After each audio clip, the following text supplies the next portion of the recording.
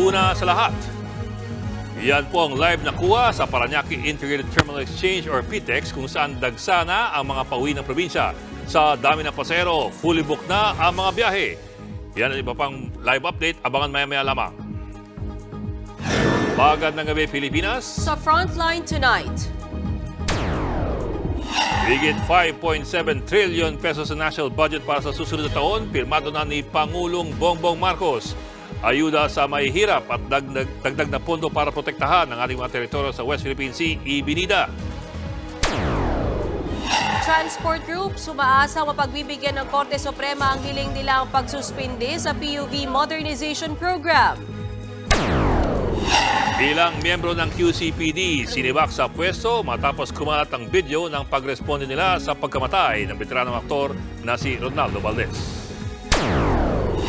Bangko Sentral ng Pilipinas nagbabala laban sa mga nagbibenta ng malulutong na perang papel ngayong magpapasko. Hinimok din ng publiko na mag-online aginaldo. Silipin ang taon ng Lantern Parade sa UP Diliman na tumatalakay sa mga napapanahong issue sa bansa. At Joshua Garcia at rumored girlfriend niyang si Emilian VJ trending dahil sa kanilang sweet photos together.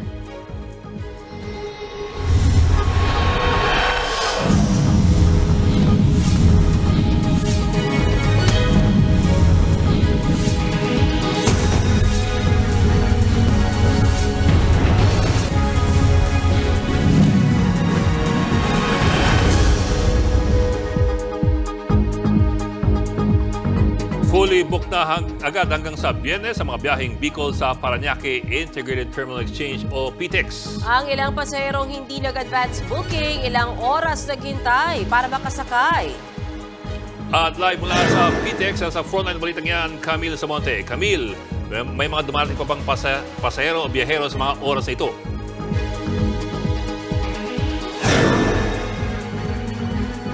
Bokmean, hanggang ngayon wala pa rin patid ang dating na mga pasahero dito sa PITX. Marami ring mga chance passengers o yung mga wala pang silang ticket pero susubukang mauna nang makasakay ng bus pauwi ng probinsya.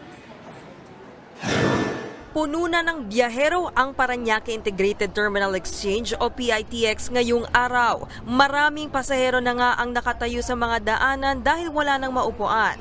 Pinili nilang bumiyahe na ngayon para hindi sumabay sa dagsa ng tao sa Biyernes, ang huling araw ng pasok sa trabaho bago magpasko.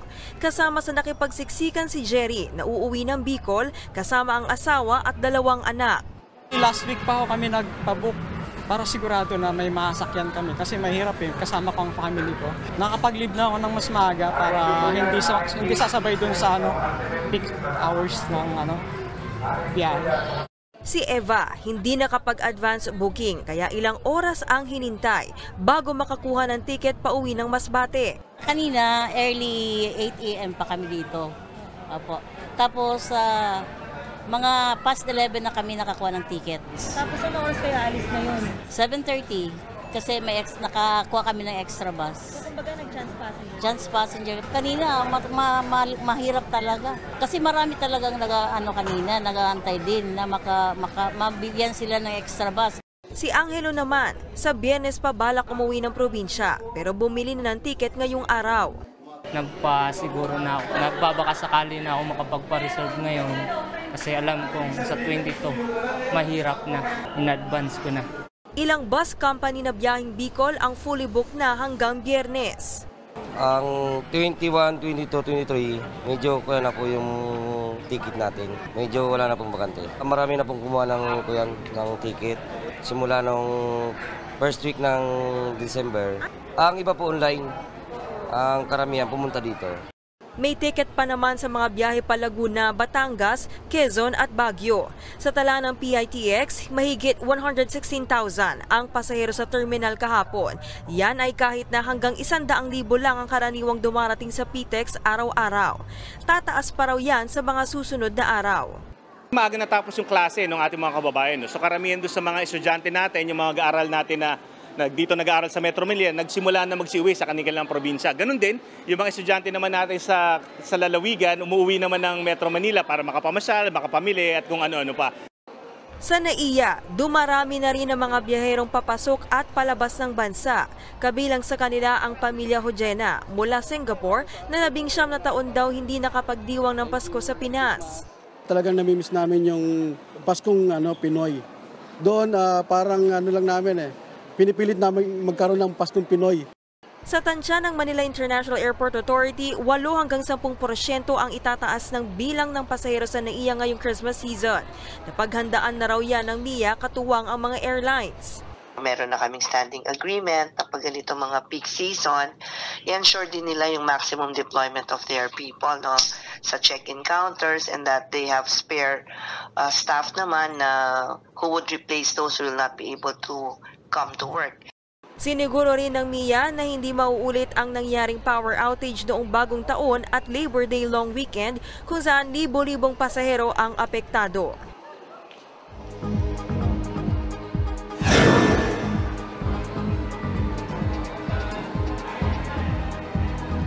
Bok, may ilang bus na dapat ay kanina pa naka-alis pero na-delay dahil nga sa matinding traffic sa expressway at dito sa Metro Manila. Ang LTFRB naman balak magbigay ng dagdag na special permits para mas maraming pasahero ang makasakay. Bok, may Maraming salamat, Camille Samonte. Maraming nasampulan sa Oplan Pasaway ng LTO laban sa mga isnabero at nangongontrata ng taxi driver. Pati mga kolorom na habal-habal, hinuli rin. At live mula sa North EDSA sa Quezon City. Nasa frontline ng balita yan si Faith Del Mundo. Faith, marami na bang nahuli dyan? Hindi nga bababa sa 20 na mga taxi at habal-habal ang mga nahuli na isnabero o di kaya nga yung pasaway doon sa Oplan Pasaway ng Land Transportation Office. Dito nga yan sa SM North EDSA at sa mga kalapit na malls dito sa Quezon City.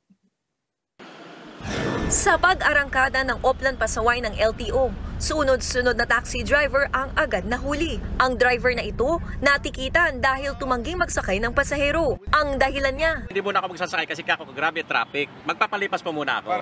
Palusot naman ng isa pang nahuling taxi driver. Gagarahin na raw siya at pauwi na. Pero hindi yan bumenta sa LTO. Dapat ipakita nyo na for garage na. Taon-taon na lang yan. Kung di natin higpitan, di matututo 90 days, subukan mo. Kundi magutong pamilya mo. Ayaw natin yun Huli rin ang isa pang taxi driver dahil naman sa pangungontrata. Naniningil siya ng 300 pesos papuntang Fisher Mall na hindi naman naabot ng ganyan ang presyo. Kung pagbabasehan ang metro, ayon sa pasahero, wala na silang magawa dahil kalahating oras na silang naghihintay. Hindi po maig na rin po kami kasi nagmamadali na po kami.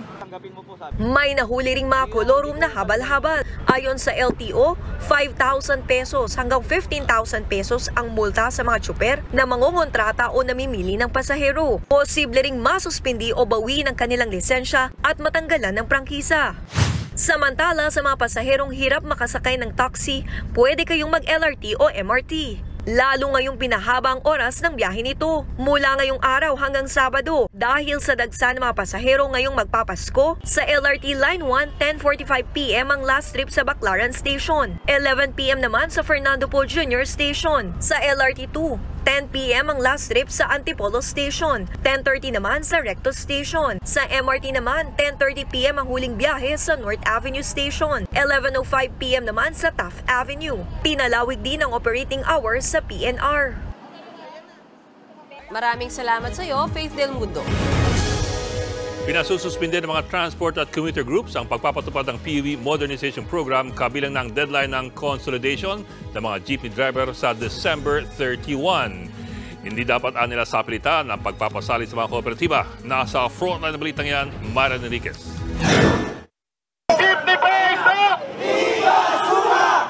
Nagsama-sama ang mga transport group sa Korte Suprema kanina para harangin at ipasuspindi ang kautusan kaugnay sa pagpapatupad ng PUV Modernization Program. Sa inihaing petisyon, hiniling nilang ideklarang null and void o ipawalang bisa ang isang department order ng Department of Transportation at 6 na memorandum circular ng LTFRB sa programa. Bungsod umano yan ng grave abuse of discretion o pang-aabuso sa kapangyarihan at paglabag sa karapatan ng mga petitioner. Kasama rin sa petisyon ang paglalabas ng Temporary Restraining Order o TRO sa pagpapatupad ng deadline sa consolidation o pagpapasali sa mga tsuper sa kooperatiba o korporasyon hanggang December 31 habang dinidinig ang kanilang reklamo.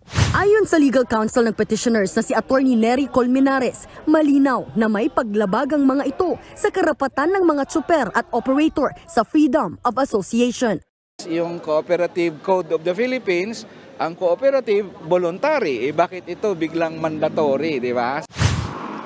Wala rin daw otoridad ang DOTR o ang LTFRB sa pagmamandato nito dahil walang batas na nakasasakop sa programa. Hindi dapat tayo pinupersa na pumasok sa isang andana na halos hindi kaya ng ating sektor. Hindi po kinakailangan na mag-consolidate at ang pahirap po sa milyong-milyong piso na halaga nito na alam nating sa korupsyon lamang napupunta. Petitioner din laban sa PUV modernization ng ilang commuters group. Kasama raw kasing mapeperwisyo ang mga commuter kapag natuloy ang kanselasyon ng prangkisa sa 2024 ng mga hindi makapagko-consolidate at mapapaso ang prangkisa, higit 140,000 daw na traditional jeepney sa bansa ang hindi makapapasada. Kung kulang po ang sasakyan, makikita nyo na ang mga commuter ay gagawa ng kumbaga dangerous road actions. Yung nasa gitna na ng kalsada, maghahabulan, mag-uunahan, sasabit sa jeep, baka mas dumami ang aksidente. Umaasa ang petitioners na pakikinggan sila ng korte at ni Pangulong Bongbong Marcos. Nagbabalita mula sa Frontline, Marian Enriquez, News 5. Nagbabala ang Bangko Sentral ng Pilipinas sa mga nagbibenta ng mga bago at malutong na perang papel ngayong magpapasko. Huwag magpaloko dahil ayon sa BSP, libre naman ang pagpapapalit ng mga bagong perang papel sa mga bangko. Patuloy raw silang maglalabas ng mga bagong banknote para mapalitan ng publiko ang kanilang mga lumang pera. Hinihikayat naman ng BSP ang publiko na kesa cash, subukan daw magbigay ng e-aguinaldo para sa mga inaanak. Yan yung pagpapadala ng pera via online bank o iba pang digital payment platforms. Aprobado na ni Pangulong Bongbong Marcos ang higit 5.7 trillion pesos sa pambansang budget sa 2024. Ang tinanggal naman na confidential funds sa ilang ahensya gagamitin ang pondo sa pagbili ng mga bagong barko. Nasa frontline na balitang yan, Marlene Alcaide. Matapos ang kalahating taong pagbusisi, pinirmahan na ni Pangulong Bongbong Marcos kanina ang General Appropriations Act para sa 5.768 trillion pesos na national budget sa 2024. Present sa signing ang liderato ng Kamara at Senado, pati ang ilang miyembro ng gabinete at iba pang opisyal. 9.5% na mas mataas ang inaprobahang budget ng susunod na taon kumpara sa higit 5.268 trillion pesos ngayong 2023. Sa talumpati ni PBBM, sinabi niyang ang paglagda sa bagong budget ay parang kontrata ng pamahalaan sa publiko. Nagsisilbi rin aniya itong battle plan ng pamahalaan para tugunan ang iba't ibang issue ng bansa gaya ng kahirapan. We are signing the renewal of our annual social contract with taxpayers, that what they have paid faithfully will be rebated to them in full. Aminado naman si PBBM na hindi talaga sasapat ang 2024 budget sa lahat ng infrastructure projects at pangangailangan ng bansa. Sa kabila nito, iniiwasan na raw nating mangutang. But debt is not the kind of inheritance that we want to leave those who will come after us. Good fiscal stewardship imposes upon us the discipline not to be led into the temptation of bloating what we owe. Hindi pa inilalabas ang buong kopya ng pirmadong GAA, pero kabilang sa mga ahensyang may pinakamataas na inilaang pondo ang Department of Public Works and Highways para sa infrastruktura. Kasama rin ng Department of Social Welfare and Development, National Defense at Department of Agriculture. Gayon din ang DepEd para sa dagdag na classrooms at training ng mga guro. Yan ay kahit inalisan ng kontrobersyal na confidential funds ng DepEd, pati ng Office of the Vice President na hawak ni Vice President Sara Duterte. Wala kanina si VP Sara sa signing ng national budget. Pero noong nakaraang taon, nasa tabi pa mismo ni Pangulong Marcos si VP Sara. Imbitado raw ang bise pero wala pang pahayag ang kanyang kampo kung bakit di siya nakadalo kanina. Sa panayam naman, matapos ang paglagda, sinabi ni Senate President Mig Zubiri na kasunod ng pagtanggal ng confidential funds sa civilian agencies gaya ng DepEd at OVP, 10.2 billion pesos ang nadagdag na pondo para sa security cluster kabilang ang Philippine Coast Guard. Gagamitin daw yan sa pagbili ng 3 barko. To be able to help us protect the West Philippine Sea and the rest of the country. So we're very happy with this budget. Talagang sa Tico, this is one of the most responsive budgets and progressive budgets of our country. Bukod naman dito, nauna na ring ibinida ni House Speaker Martin Romualdez ang 500 billion pesos na pondo sa 2024 national budget para sa ayuda sa 48 milyong mahihirap na Pinoy. Ito raw ang unang pagkakataon na 70% ng kabuang budget ay ibabahagi sa mga mahihirap. Nagbabalita mula sa Frontline, Marlene Alcaide, News 5.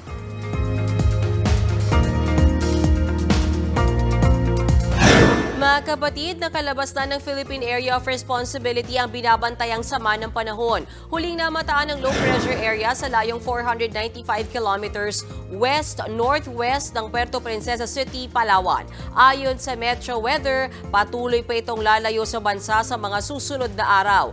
Pero magpapaulan pa rin hanggang bukas ang trough o extension ng LPA sa Palawan. May chance ring umulan sa Bicol region dahil sa easterlies o yung maiinit na hangin sa dagat Pasipiko. Dahil naman sa amihan, magiging maulan din sa Cagayan at Cordillera Administrative Region. Kalat-kalat na pagulan naman ang mararanasan sa Metro Manila at natitirang lugar sa Luzon. May chance ring umulan sa natitirang bahagi ng Pilipinas dahil sa localized thunderstorms. Dulot naman ng dumaang bagyo, Kabayan, nasira ang maraming bahay sa Barangay Pichon, Caraga, Davao Oriental. Wasak din ang nag-iisang tulay papunta sa naturang bayan, kaya hindi pa maabutan ng ayuda ang mga residente doon.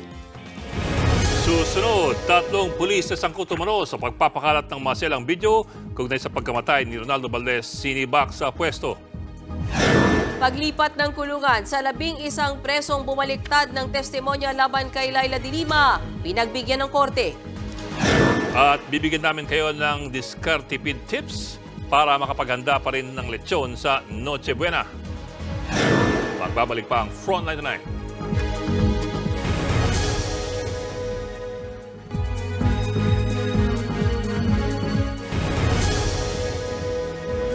Sinibak sa pwesto ang 3 pulis na umulay nagpakalat ng maselang video kaugnay sa pagkamatay ni Ronaldo Valdez.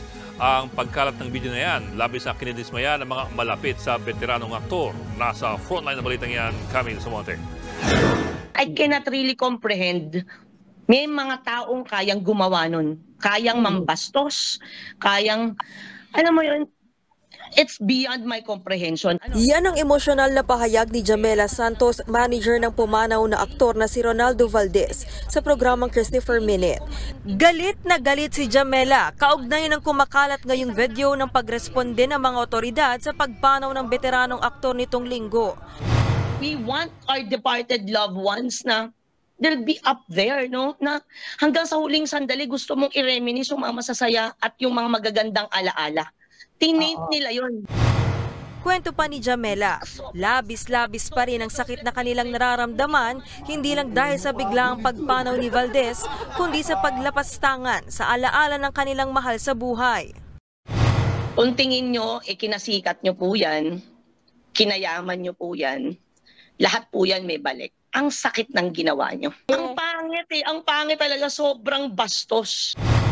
Kinumpirma ng PNP na may mga nasibak ng mga pulis ng Quezon City Police District kaugnay ng paglabas ng maselang video. This is a regrettable incident, sir, na hindi dapat po ito kumalat po sa social media. Kung ito po ay kuha ng isang yung ating mga police responders po for documentation purposes, wala sana pong naging problema. But since kumalat po ito, ay ongoing po yung investigation po ng QCPD. Kausap ko po kanina si District Director at nirinib na po niya yung first responders at kanyang station commander. Posibleng masampahan ng parehong kasong kriminal at administratibo ang mga sangkot na pulis. Kasabay niyan, minatrace ng 3 accounts online ang QCPD na sinasabing sangkot sa pagpapakalat ng nasabing video. Ayon kay QCPD Director Police Brigadier General Red Maranan, mahaharap sa mga kasong kriminal ang mga may-ari ng mga natrace na account. Iniimbestigahan na rin nila ang iba pang individual na posibleng nagpakalat pa ng video. Nagbabalita mula sa Frontline, Camille Samonte, News 5. Pinagbigyan ng korte na ilipat ng kulungan ng 11 presong bumaliktad ng testimonya laban kay dating Senadora Laila De Lima sa desisyon ng Muntinlupa RTC. Mula sa kulungan sa Sablayan Occidental, Mindoro, ililipat sila sa minimum security compound sa New Bilibid Prison sa Muntinlupa. Si De Lima ang naghain ng petisyon dahil may banta raw sa buhay ng mga inmate. Nauna nang binawi ng mga preso ang salaysay nila na nagdidiin kay De Lima sa mga kasong may kaugnayan sa droga. Pansamantalang nakalaya ang dating senadora matapos payagang makapagpiyansa sa nag-iisa na lang niyang kaso. Bumisita sa Malacanang si Jelenor Pacheco, ang overseas worker na binihag ng grupong Hamas. Kasama ang kanyang pamilya, mainit na sinurubong sina Pacheco nina House Speaker Martin Romualdez at OWA Administrator Arnel Ignacio. Nakatanggap ang pamilya Pacheco ng tulong pinansyal mula sa gobyerno. Inaayos na rin ng educational assistance sa 3 anak ng overseas worker. Hindi kumpleto ang Noche Buena kung walang lechon. Para sa mga lechon is life pero tipid mode. Don't worry dahil may mura kayong pagpipilian. Alamin yan sa report ni Jenny Don. Sino ba namang hindi matatakam sa lechon, lalo na yung malutong at malinamnam na balat? Pero ang tanong, magkano na ba ngayon ang lechon? Dito sa La Loma sa Quezon City, nagtaas na ang presyo ng bidang handa sa Noche Buena. Ang maliliit na lechon tulad nito na dating 6,500, ngayon 7,000 hanggang 7,500 na. Ang malalaki naman nasa 9,000 hanggang 20,000 na ang presyo, depende sa laki. Ayon sa mga nagtitinda ng lechon, pwede namang tumawad. May katapat ang pera nyo, huwag kayong matakot. Huwag lang yung masyadong tatawaran nila na 4,000, 5,000, wala na ngayon yun.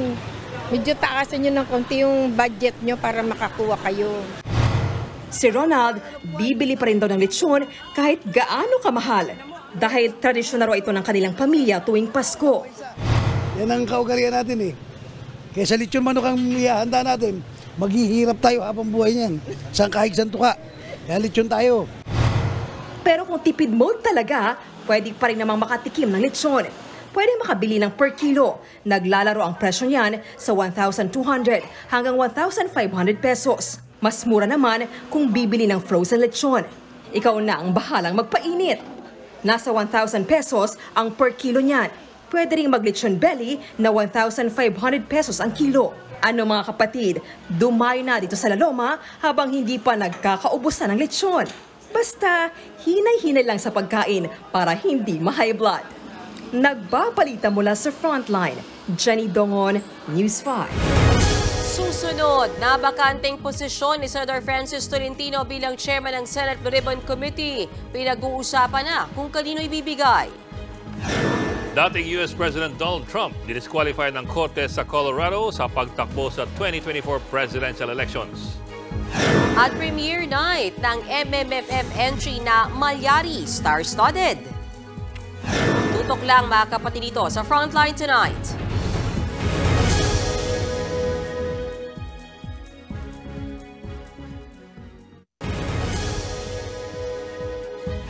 Ngayong nag-resign na bilang chairman ng Senate Blue Ribbon Committee si Senator Francis Tolentino, lumulutang na rin ang mga pangalan na posibleng pumalit sa kanya. Nasa frontline ng balitang yan si Morian Enriquez.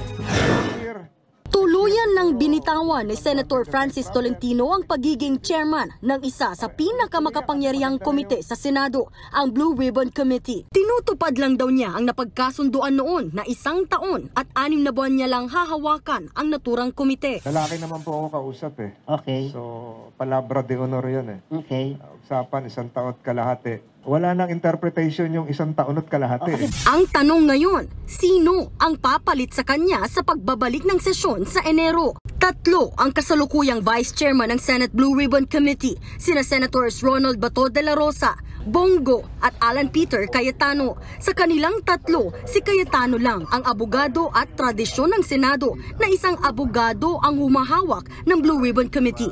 Matatanda ang dati nang sinabi ni Cayetano na gusto niyang pamunuan ng nabanggit na komite. Yun nga lang, kadalasang majority member ang inilalagay sa posisyon. Si Cayetano ay isang independent minority. Pero kung si Tolentino ang tatanungin, hindi ito big deal. Wala naman siguro. He's well capable. He's highly qualified to chair the Blue Ribbon. So, walang issue. Handa raw i-turn over ni Tolentino ang mga record at dokumento ng komite sa sino mang papalit sa kanya. Wala pang pahayag si Cayetano.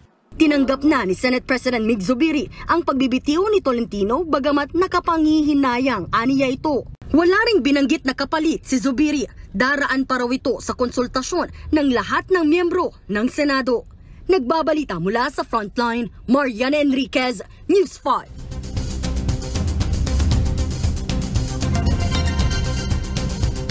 Disqualified si Donald Trump sa presidential election sa Colorado sa Amerika. Ibig pong sabihin niyan, walang lalabas na pangalan ni Donald Trump sa balota sa Colorado kahit pa siya ang mapiling kandidato ng mga Republicans.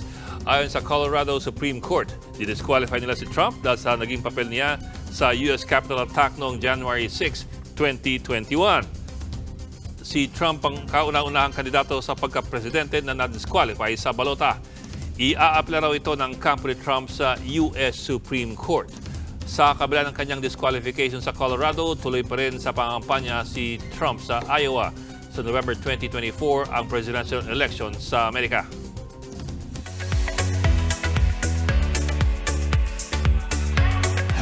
Showbiz Tonight na tayo. Star-studded ang premiere night ng much-awaited MMFF entry na Malyari.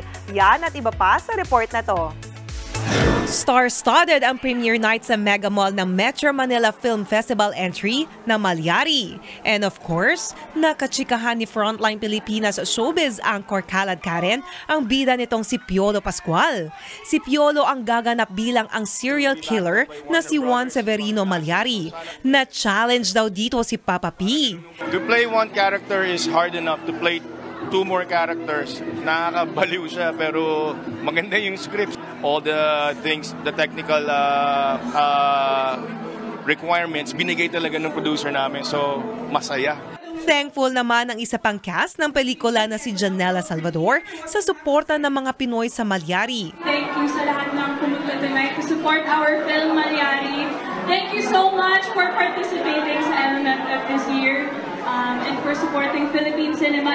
Mapapanood na simula sa Pasko sa lahat ng sinihan sa bansa ang Malyari at iba pang MMFF entries. Pasok naman sa 2024 People of the Year ng Stargate People Asia ang international theater actress na si Rachel Ann Go. Kinilala ng magazine ang anilay outstanding at spectacular performances ni Rachel Ann sa local at global stage. Matatanda ang bumida si Rachel Ann as Eliza sa Philippine tour ng hit Broadway musical na Hamilton. Pasok din sa People of the Year si World number 2 pole vaulter EJ Obiena. Nitong September lang na masungkit ni EJ ang gold medal sa 19th Asian Games sa China. Patikim pa lang yan sa ating Showbiz Tonight at dyan lang kayo mga kapatid. Abangan mga giant parol na may kanya-kanyang mensahe nagpasiklaban sa UP Lantern Parade. At Joshua Garcia at Truebird girlfriend na si Emilienne VJ looking sweet sa kanilang photos. Ano ba ang real score? Tuloy-tuloy ang balitaan dito sa Frontline Tonight.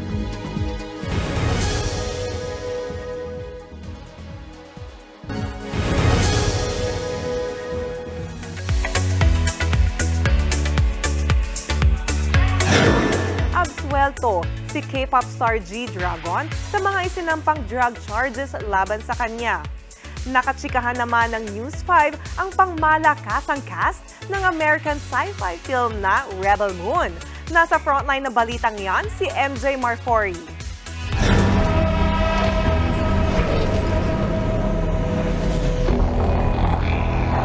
Umaatikabong eksena sa galaxy at intense fighting scenes para sa humanity. Ilan lang yan sa dapat niyong abangan sa American epic space film na Rebel Moon.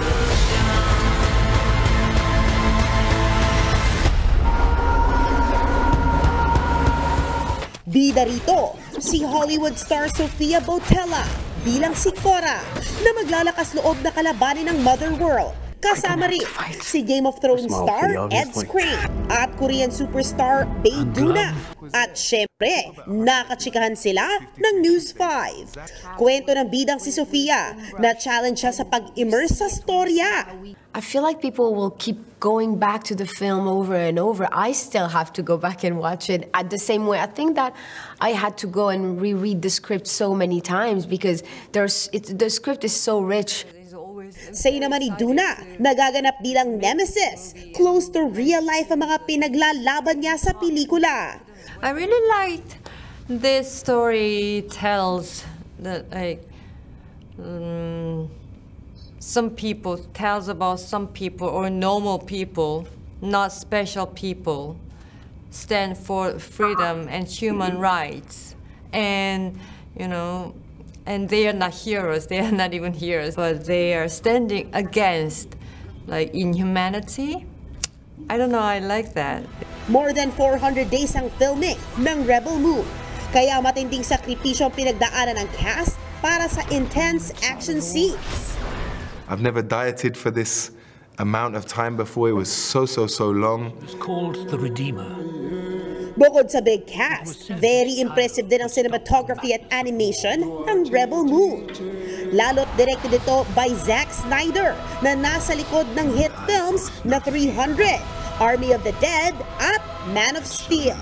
What I wanted to do was bring the largest sort of cinematic experience I could to your TV right there in your house. And that was really the thesis. That's why the sort of anamorphic look, that's why the giant scale visual effects, that's why everything like that, just so that you guys can enjoy this giant original sci-fi epic just at home.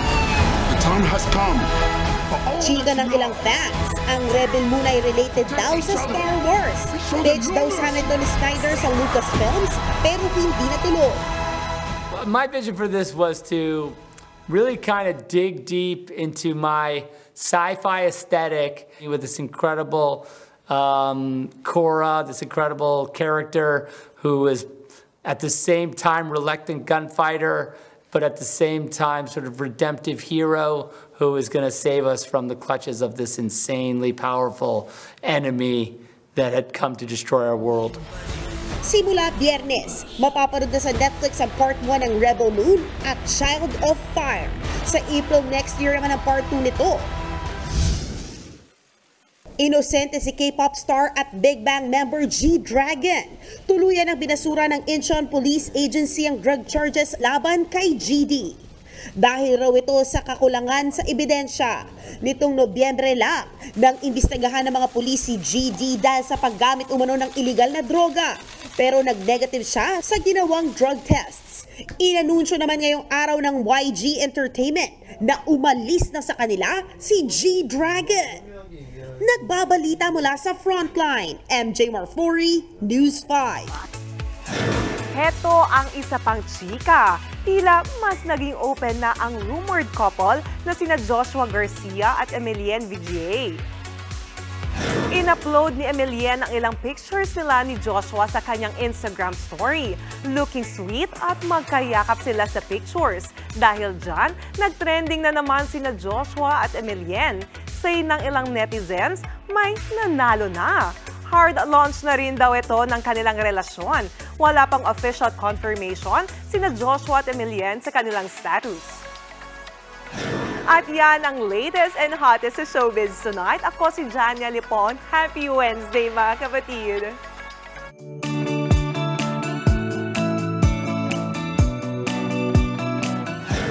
Nilo-launch pala ang mga relasyon? May hard launch ba? Meron. Kung narinig mo lang yung comment niya, very tito, miss na miss ko, sa totoo lang. Talagang ako parang, may hard launch ang relasyon, may no? soft launch pa ka. Eh. Meron niya, totoo. May soft launch. So may digital launch din yan. Okay. lunch, dinner, tsaka breakfast. Sa ating pabaong Pampa-Good Night, pasiklaban ng iba't ibang parol ang bumida sa taunang Lantern Parade sa Diliman sa Quezon City. Miss natin yan. Ang disenyo ng mga parol, may malalim na hugot sa mga napapanahong issue ng bayan. Panoorin yan sa report ni Eileen Fulgencio.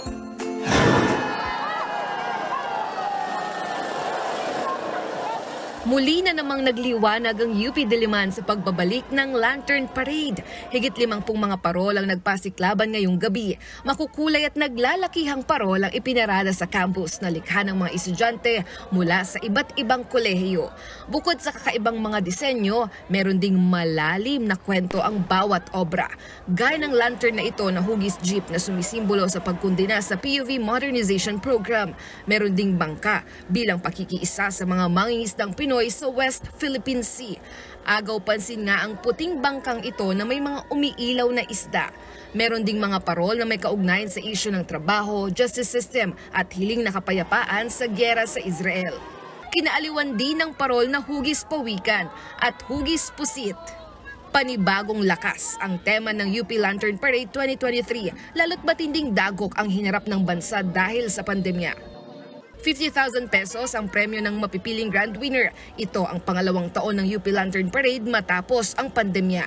Masaya pa rin naman kasi lagi naman talaga kaming uma-attend ng Lantern Parade. Na-stop lang talaga nung pandemic. Kaya na-excite kami. Sa tantya ng universidad, aabot sa 10,000 ang mga nakisaya sa Lantern Parade ngayong taon. Nagbabalita mula sa Frontline, Eileen Fulgencio, News 5.